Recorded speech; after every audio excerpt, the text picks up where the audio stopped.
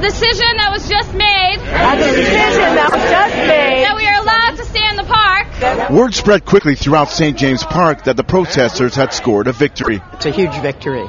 The mayor basically ordered the injunction, and the courts are saying, no, you can't evict them. At least you have to give them some time. Earlier today, bylaw officers escorted by Toronto police walked into the occupied camp and served eviction notices to hundreds of protesters, many of whom had been living here for the past 31 days. No big damned if I'm told to leave.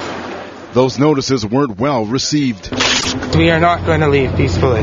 And for now, they won't have to. The temporary stay of eviction granted tonight by a judge bars the city and police from removing the occupiers. Further arguments will be heard on Friday, where the judge will make a final ruling. Rob Ford needs to understand that getting rid of the St. James occupation isn't dismantling the movement. We will just become stronger. If that's what the judge said, that's what the judge said. So we'll see you Saturday morning and take it from there. The judge also said the status quo remains, meaning no new tents can go up and the number of occupiers must remain at the same levels. This language had some protesters concerned. If this whole thing is a movement of political speech, of free speech, the idea that we're not allowed to grow really does go counter to that. Everyone is looking for a peaceful resolution, but this morning demonstrations turned ugly on Bay Street as some protesters scuffled with police. Police brutality!